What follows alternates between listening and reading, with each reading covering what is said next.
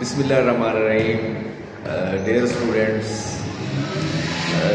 आज मेरा यहाँ पे आने का मकसद ये है कि बच्चों की भलाई और बेहतरी है कि बच्चे जो है वो अच्छे तरीके से बायो एक ही प्लेटफार्म के ऊपर मैथ, केमिस्ट्री, सारे सब्जेक्ट जो है ना एफएससी लेवल के सीख सकें।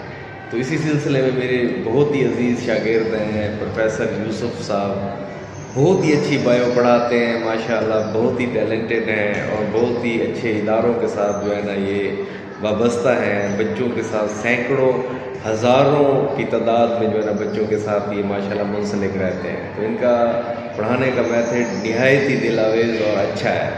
ठीक है, तो ये जो है आप लोगों ने ये चैनल ज़रूर देखना है, ज़रूर, और उसको जो है ना आपने सब्सक्राइब भी करना है। उसका लिंक जो है वो डिस्क्रिप्शन में वो दिया गया है। ठीक है, तो लाजमी आप लोगों ने जो भी उर्दू देखते हैं वो इनको लाजमी देखेंगे और आपको फ्री एजुकेशन जो है ना एट होम मिलेगी, एक क्लिक के ऊपर मिलेगी। ठीक है, तो आप इंशाल्लाह उसको लाजमी सब्सक्राइब करना है और उसका जो है रिस्पांस आना चाहिए।